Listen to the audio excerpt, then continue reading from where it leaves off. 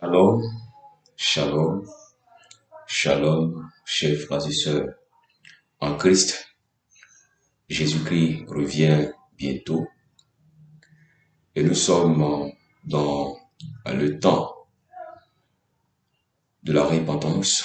Nous sommes dans le temps de l'avertissement par rapport à la vérité du Seigneur Jésus-Christ, par rapport au jugement du Seigneur Jésus-Christ. Nous sommes dans le temps de l'enlèvement et donc nous voulons par la grâce du Seigneur Jésus-Christ qu'il dispose en ce jour, nous amener tous à revenir à la sanctification. Et c'est pourquoi ce jour, nous voulons parler encore d'une réalité spirituelle par rapport à un péché. Nous parlerons du péché de la colère, péché de la colère, pour que notre vie chrétienne, notre marche au devant du Seigneur Jésus-Christ soit une marche agréable à lui. Parce que, comme il a dit, nous mourrons, nous périssons par manque de connaissance. Le monde spirituel est dominé par l'influence de plusieurs esprits, de plusieurs démons. Et beaucoup sont connus, beaucoup aussi sont méconnus. Et c'est pourquoi nous allons parler de l'esprit de colère. L'esprit de colère.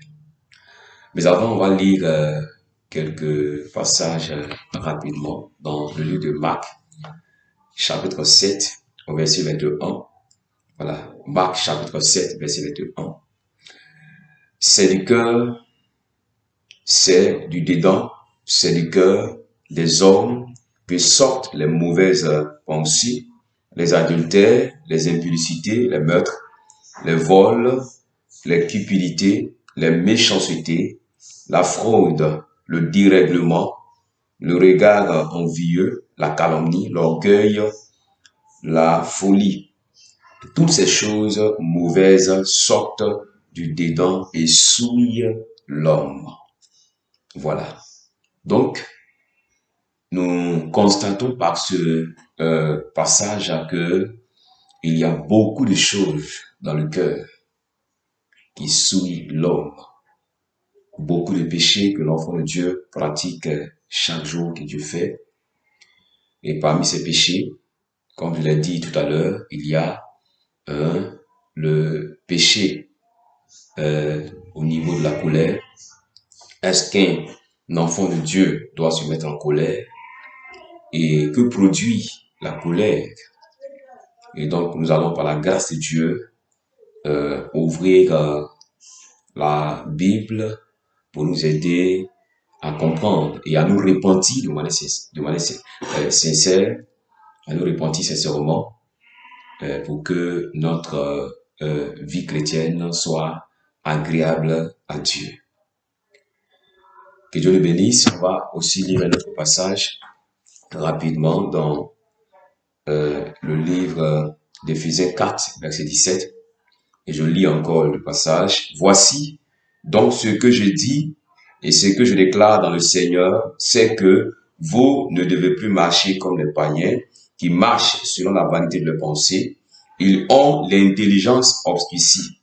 Ils sont étrangers à la vie de Dieu à cause de l'ignorance qui est en eux, à cause de l'endurcissement de leur cœur.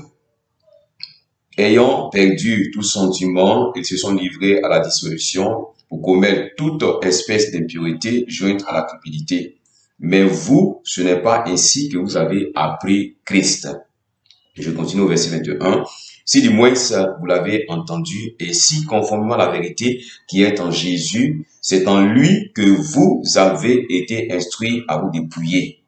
Voilà. Verset 22, eu égard à votre vie passée du vieil homme qui se corrompt par les convoitises trompeuses. Je continue au verset 23, à être renouvelé dans l'esprit de votre intelligence.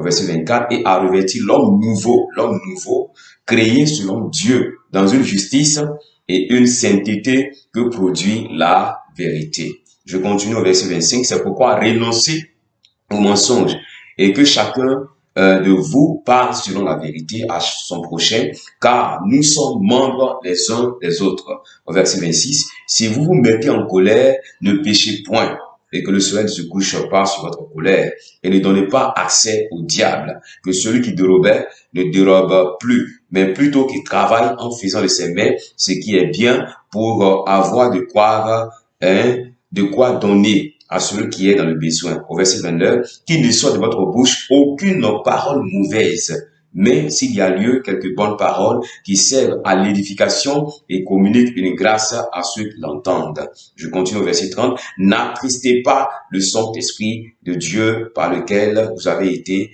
scellés pour le jour de la rédemption. Au verset 31, que toute amertume, que toute animosité, toute colère, toute clameur, toute calomnie et toute espèce de méchanceté disparaissent du milieu de vous. Soyez bons les uns envers les autres, compatissants, vous pardonnant réciproquement, comme Dieu vous a pardonné en Christ.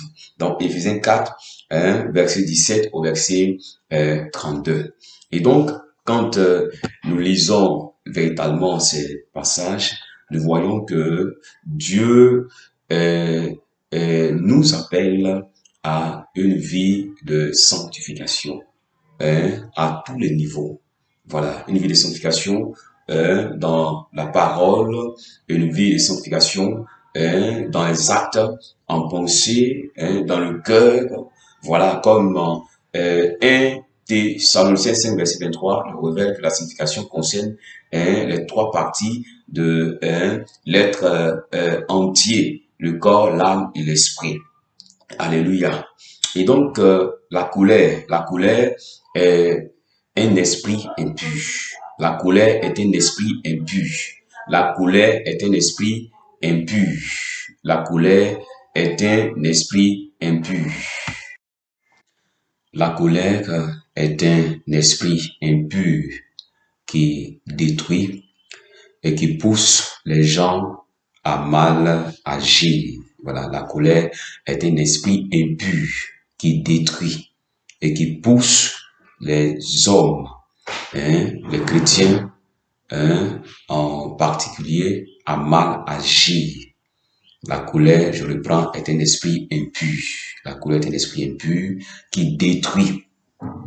Et nous voyons que dans beaucoup de familles, dans beaucoup de nations, de villes et autres, voilà, nous voyons que la colère a fait beaucoup de dégâts. Voilà, la colère détruit. Nous retenons que la colère détruit. Et la colère pousse l'homme en général à mal agir. Voilà. Nous allons prendre un passage dans la Bible, dans le livre de Jacques 1, le verset 20. Jacques 1, verset 20. Et je lis, car la colère de l'homme n'accomplit pas la justice de Dieu. Car la colère de l'homme n'accomplit pas la justice de Dieu. Car la colère de l'homme n'accomplit pas la justice de Dieu. Voilà. Qu'est-ce que cela veut dire? Cela veut dire que la colère nous rend injustes devant Dieu. La colère nous rend injustes devant Dieu. Voilà. La colère nous rend injustes devant Dieu. Et donc, nous devons comprendre que se mettre en colère nous rend injustes devant Dieu. Voilà. Donc, je reprends que la colère est un esprit impur. Voilà. Donc, il faut le chasser. Il faut détruire ses fondements. Il faut détruire ses fondements. Il faut chasser cet esprit. Dans l'église, dans nos familles respectives, il faut le chasser. Dans nos relations avec notre prochain de tous les jours, il faut chasser l'esprit de colère. Parce que la colère est un esprit impur qui détruit et qui pousse l'homme en général à mal agir. Voilà. Et donc la colère aussi se traduit par un mécontentement accompagnée de réactions agressives. Voilà. La colère se traduit par un mécontentement accompagné de réactions agressives. Voilà.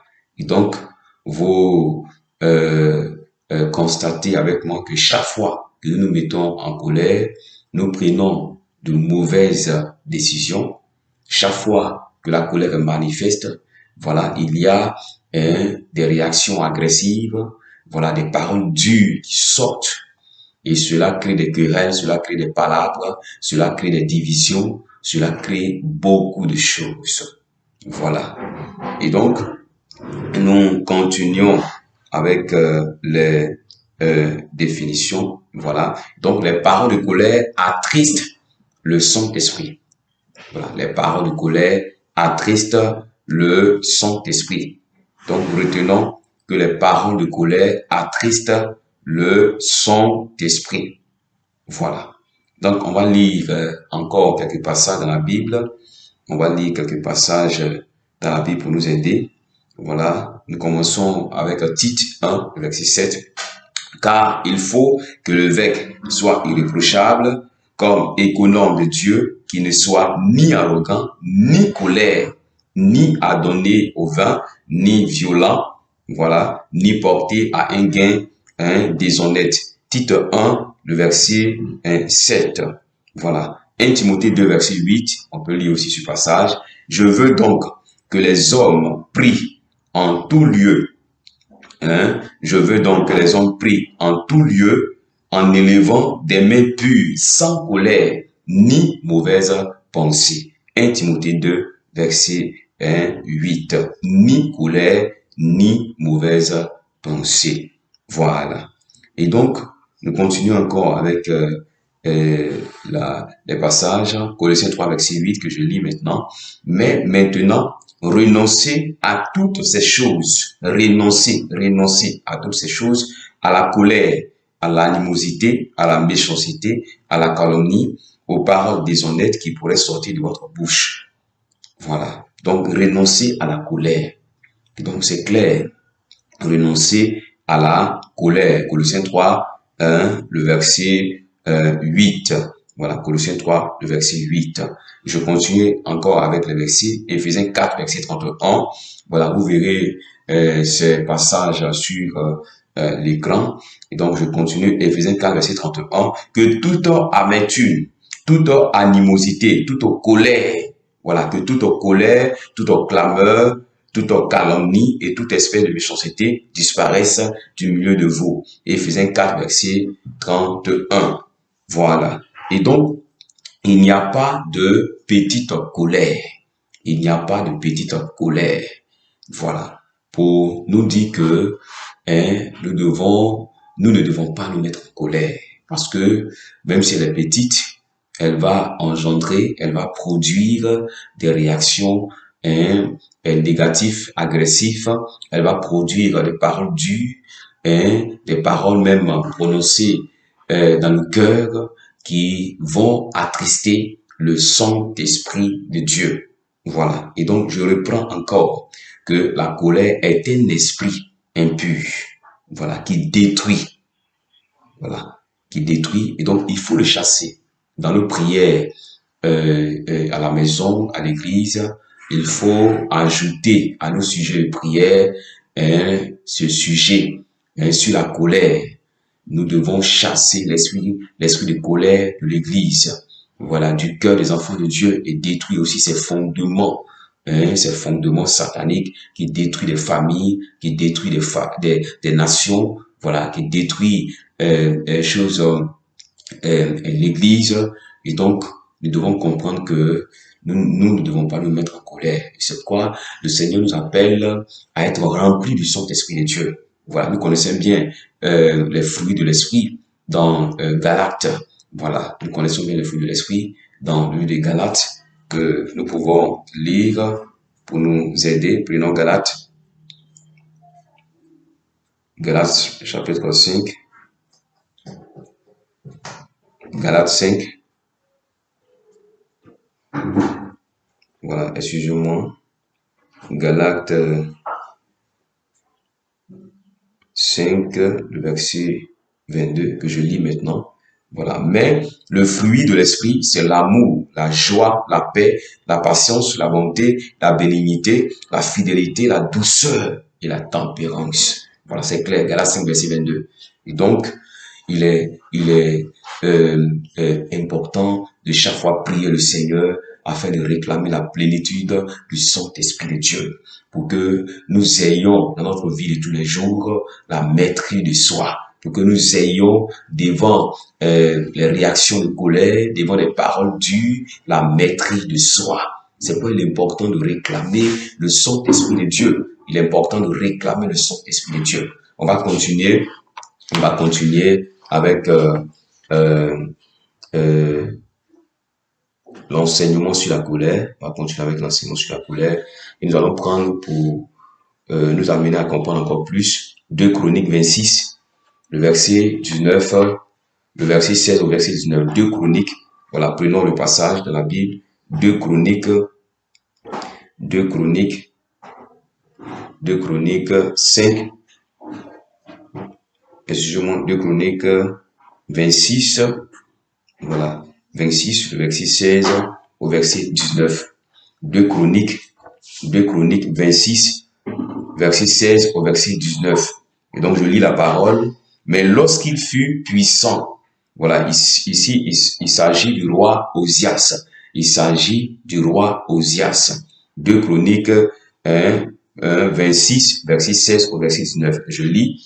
Mais lorsqu'il fut puissant, son cœur s'éleva pour le perdre. Il pécha contre l'Éternel, son Dieu. Il entra dans le temple de l'Éternel pour brûler des parfums sur l'autel des parfums. Verset 17, le sacrificateur Azaria entra après lui avec 80 sacrificateurs de l'Éternel. Au verset 18, homme courageux qui s'opposait au roi Osias et lui dit, tu n'as pas le droit, Osias, d'offrir des parfums à l'Éternel. Ce droit appartient aux sacrificateurs, fils d'Aaron, qui ont été consacrés pour leur offrir. Sors du sanctuaire, car tu commets un péché, et cela ne tournera pas à ton honneur devant l'Éternel Dieu. Au verset 19, la colère s'empara d'Osias. Voilà, au verset 19, la colère s'empara d'Osias, qui tenait un encensoir à la main. Et comme il s'irritait, voilà, c'est-à-dire il se mettait en colère encore plus. Il s'irritait contre les sacrificateurs. La lèpre, je reprends, et comme il s'irritait contre les sacrificateurs, la lèpre éclata sur son front en présence des sacrificateurs dans la maison de l'Éternel, près de l'autel des parfums. Voilà. Et donc nous voyons dans 2 Chroniques, chapitre 26, verset 16 au verset 19, nous voyons ce qui est arrivé au roi Osias quand il s'est mis en colère. Pour nous dire que la colère n'accomplit pas la justice de Dieu. La colère nous rend injustes devant Dieu. Et donc nous voyons ce qui est arrivé au roi Osias. Voilà, la malédiction s'est attachée à lui parce qu'il s'est mis en colère. Voilà. Et beaucoup d'enfants de Dieu perdent leur grâce, perdent leur bénédiction à cause de la colère, à cause de cet esprit impur de colère. Beaucoup d'enfants de Dieu perdent leur grâce. Voilà. Nous pouvons lire quelques passages dans Proverbes. On lit quelques passages dans Proverbes pour nous aider. Voilà, Proverbe 22, verset 24. Voilà, ne fréquente pas l'homme colère, ne va pas avec l'homme violent. Voilà, ne fréquente pas l'homme colère. C'est clair, Proverbe 22, verset 24. Je continue encore. Proverbe 19, le verset 11. L'homme qui a de la sagesse est lent à la colère. Il met sa gloire à oublier les offenses. Voilà, il met sa gloire à oublier les offenses. C'est clair. Beaucoup de chrétiens sont devenus des chrétiens rancuniers. Voilà, à cause de l'esprit de colère. Et cela n'est pas agréable au devant du Seigneur Jésus-Christ. Je vais terminer avec le livre de Proverbes, Proverbes 15, verset 18, un homme violent excite des colères, des querelles, pardon. Un homme violent excite des querelles, mais celui qui est lent à la colère apaise les disputes. Voilà, Proverbe 16, verset 32. Je lis encore. Celui qui est lent à la colère vaut mieux qu'un héros. Et celui qui est maître de lui-même que celui qui prend des villes. Voilà. Donc, il faut avoir la maîtrise de soi. Il ne faut pas se mettre en colère. Il faut chercher toujours à être rempli du Saint-Esprit de Dieu. Il faut chercher toujours à se maintenir dans la présence de Dieu. Il faut chercher toujours à être rempli du Saint-Esprit de Dieu. Cela va nous éviter de nous mettre en colère. Il faut réclamer toujours la plénitude du Saint-Esprit de Dieu. Cela nous donnera d'avoir la maîtrise de soi. Et donc, je reprends une dernière fois, parce que c'est important. La colère, l'esprit de colère divise les familles. L'esprit de colère a créé beaucoup de dégâts dans ce monde. Les guerres ont commencé avec un brin de colère, une petite colère. Les divisions, les grandes divisions dans ce monde ont commencé avec une petite colère manifestée. Voilà. Et donc, aujourd'hui même dans l'église, nous voyons que beaucoup d'enfants de Dieu ne se parlent pas. Voilà. À cause de cet esprit impur de colère. C'est pourquoi il faut le chasser, il faut détruire ses fondements dans notre marche chrétienne, dans notre vie chrétienne. Et donc, que Dieu réellement nous bénisse, que Dieu nous fortifie, que Dieu nous garde, que Dieu véritablement nous amène à nous repentir. Pour ceux qui, en ce moment, sont en colère contre le prochain, nous bénissons le nom du Seigneur, ce temps qu'il a disposé. Amen. Alléluia.